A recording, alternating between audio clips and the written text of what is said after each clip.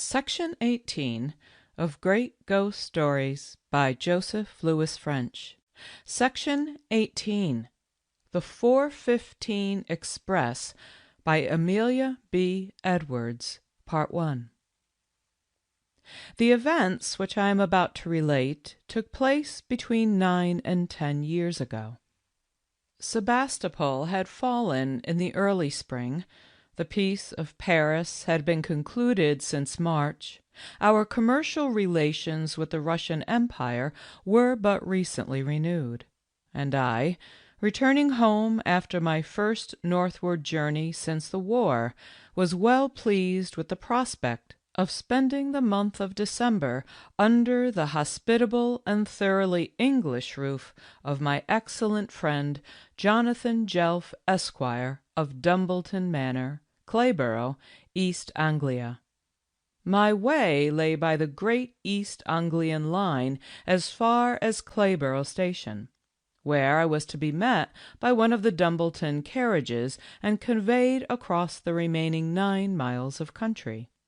Having arrived some 7 minutes before the starting of the train, and by the connivance of the guard, taken sole possession of an empty compartment, I lighted my travelling lamp, made myself particularly snug, and settled down to the undisturbed enjoyment of a book and a cigar. Great, therefore, was my disappointment when, at the last moment, a gentleman came hurrying along the platform, glanced into my carriage, opened the locked door with a private key, and stepped in. It struck me at the first glance that I had seen him before. A tall, spare man, thin-lipped, light-eyed, with an ungraceful stoop in the shoulders and scant grey hair worn somewhat long upon the collar. He carried a light waterproof coat, an umbrella, and a large brown japanned deed-box, which last he placed under the seat. I now recognized my companion. I had met him, as I distinctly remembered, some 3 years before, at the very house for which, in all probability, he was now bound like myself. His name was Dwerrihouse. He was a lawyer by profession, and if I was not greatly mistaken, was first cousin to the wife of my host. I thought, observing him by the vague mixture of lamplight and twilight, that Mrs. Jelf's cousin looked all the worse for the 3 years' wear and tear which had gone over his head since our last meeting. He was very pale, and had a restless light in his eye that I did not remember to have observed before. The anxious lines, too, about his mouth were deepened, and there was a cavernous, hollow look about his cheeks and temples which seemed to speak of sickness or sorrow. When he had glanced at me for the 3rd or 4th time, I ventured to address him. "Mr. John Dwerrihouse, I think?" "That is my name," he replied. "I had the pleasure of meeting you at Dumbleton about 3 years ago." Mr. Dwerrihouse bowed. "I thought I knew your face," he said, "but your name I regret to say." "Langford, William Langford. I have known Jonathan Jelf since we were boys together at Merchant Taylor's, and I generally spend a few weeks at Dumbleton in the shooting season. I suppose we are bound for the same destination?" "Not if you are on your way to the manor," he replied. "I am travelling upon business. You have heard, perhaps, that we are about to construct a branch line from Blackwater to Stockbridge?" "You are an East Anglian director, I presume?" "My interest in the company," replied Mr. Dwerrihouse, "is threefold. I am a director, I am a considerable shareholder, and as the head of the firm of Dwerrihouse and Craik, I am the company's principal solicitor." Loquacious, self-important, full of his pet project, and apparently unable to talk on any other subject, Mr. Dwerrihouse then went on to tell of the opposition he had encountered and the obstacles he had overcome in the cause of the Stockbridge branch. I was entertained with a multitude of local details and local grievances. The rapacity of one squire, the impracticability of another, the indignation of the rector whose glebe was threatened, and so on and on and on, till my head ached and my attention flagged, and my eyes kept closing in spite of every effort that I made to keep them open. At length I was roused by these 3 words: £75,000 cash down. £75,000 cash down, I repeated, in the liveliest tone I could assume. That is a heavy sum. A heavy sum to carry here, replied Mr. Dwerrihouse, pointing significantly to his breast pocket, but a mere fraction of what we shall ultimately have to pay. You do not mean to say that you have £75,000 at this moment upon your person? I exclaimed. My good sir, have I not been telling you so for the last half-hour? Said Mr. Dwerrihouse testily. That money has to be paid over at 8:30 this evening at the office of Sir Thomas's solicitors on completion of the deed of sale. But how will you get across by night from Blackwater to Stockbridge with £75,000 in your pocket? To Stockbridge? Echoed the lawyer. I find I have made myself very imperfectly understood. I thought I had explained how this sum only carries us as far as Mallingford, the first stage, as it were, of our journey, and how our route from Blackwater to Mallingford lies entirely through St. Thomas Liddell's property. I beg your pardon, I stammered. I fear my thoughts were wandering. So you only go as far as Mallingford tonight? Precisely. I shall get a conveyance from the Blackwater Arms. And you? Oh, Jeff sends a trap to meet me at Clayborough. Can I be the bearer of any message from you? You may say, if you please, Mr. Langford, that I wished I could have been your companion all the way, and that I will come over, if possible, before Christmas. Nothing more? Mr. Dwerrihouse smiled grimly. Well, he said, you may tell my cousin that she need not burn the hall down in my honour this time, and that I shall be obliged if she will order the blue room chimney to be swept before I arrive. That sounds tragic. Had you a conflagration on the occasion of your last visit to Dumbleton? Something like it. There had been no fire lighted in my bedroom since the spring. The flue was foul, and the rocks had built in it. So, when I went up to dress for dinner, I found the room full of smoke and the chimney on fire. Are we all ready at Blackwater? The train had gradually come to a pause while Mr. Dwerrihouse was speaking, and putting my head out of the window, I could see the station some few hundred yards ahead. There was another train before us blocking the way, and the guard was making use of the delay to collect the Blackwater tickets. I had scarcely ascertained our position when the ruddy-faced official appeared at our carriage door. "Tickets, sir," said he. "I am for Clayborough," I replied, holding out the tiny pink card.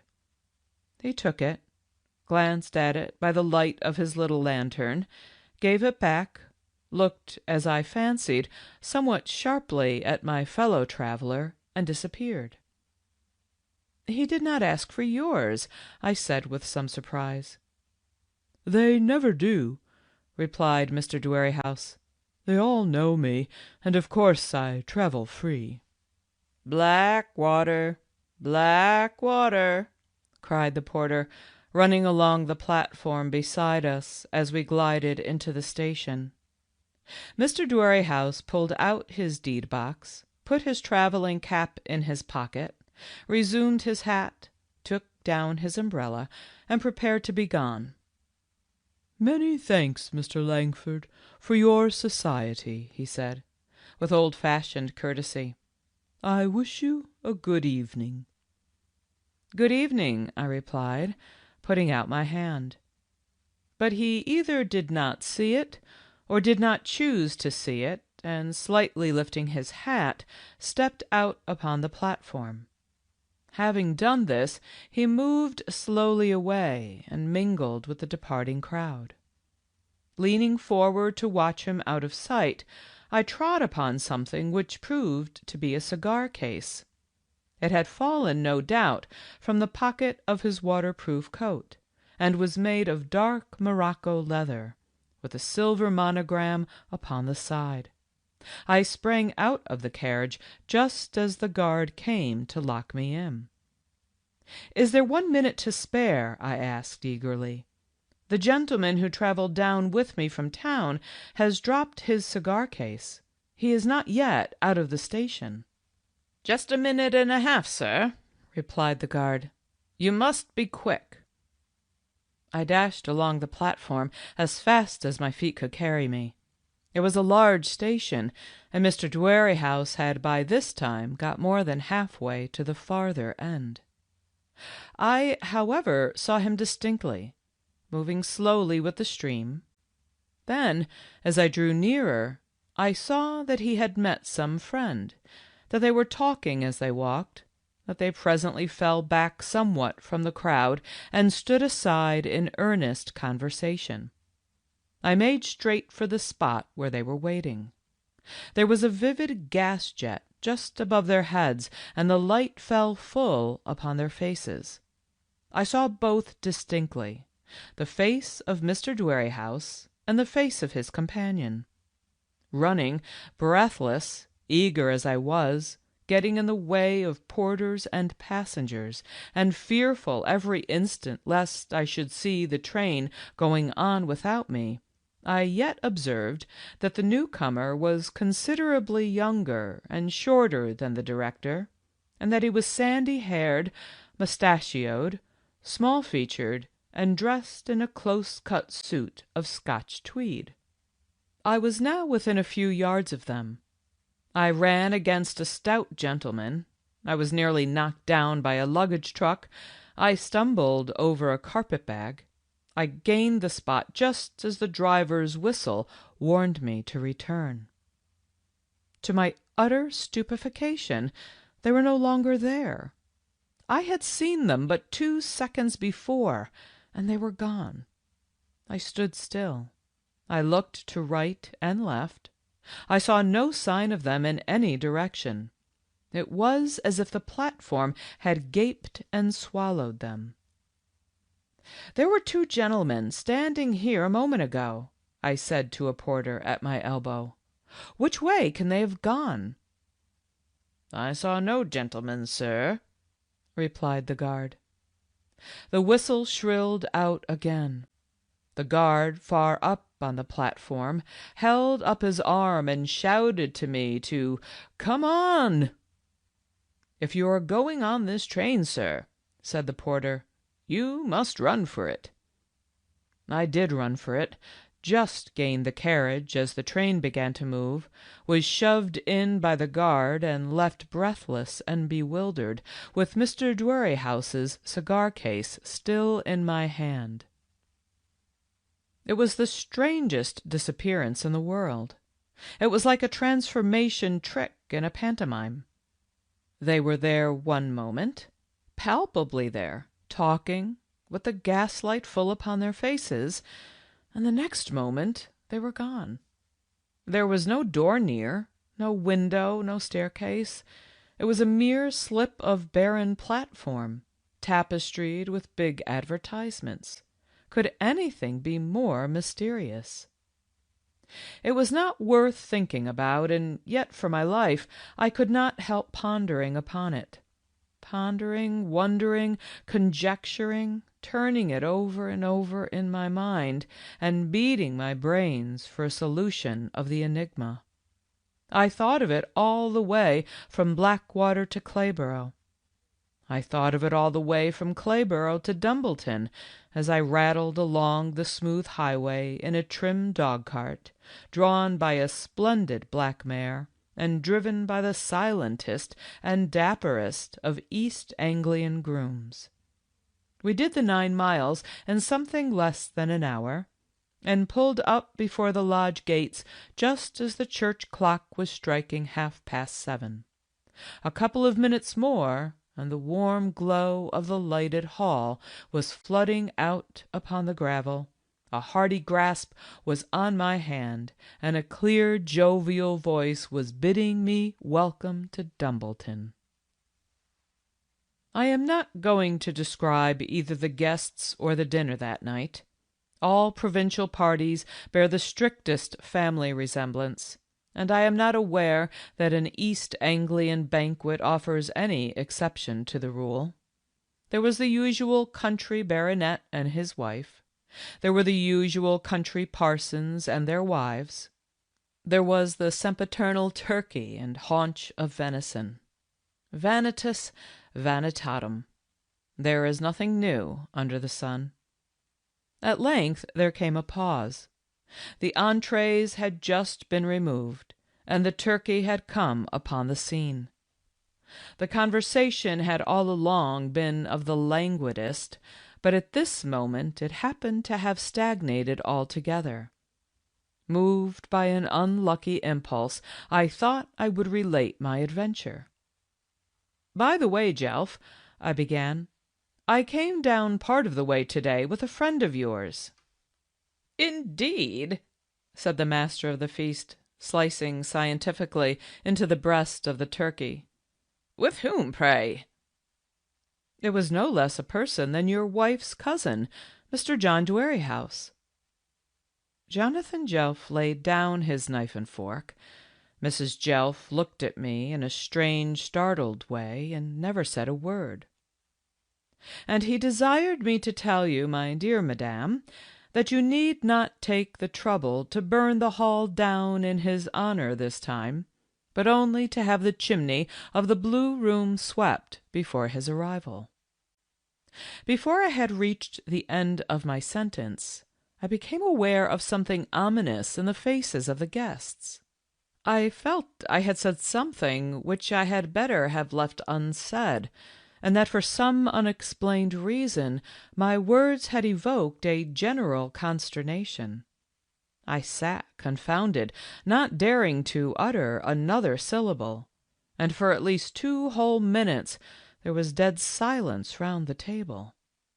The guests hitherto had been simply dull, but now they were evidently uncomfortable and embarrassed. The dessert had scarcely been placed upon the table when the ladies left the room. I seized the opportunity to select a vacant chair next a certain Captain Prendergast. "In heaven's name," I whispered, "what was the matter just now? What had I said?" "You mentioned the name of John Dwerrihouse." "What of that? I had seen him not 2 hours before." "It is a most astounding circumstance that you should have seen him," said Captain Prendergast. "Are you sure it was he?" "As sure as my own identity. We were talking all the way between London and Blackwater. But why does that surprise you?" "Because," replied Captain Prendergast, dropping his voice to the lowest whisper, "because John Dwerrihouse absconded 3 months ago with £75,000 of the company's money, and has never been heard of since." End of Section 18. The 4:15 Express, Part 1.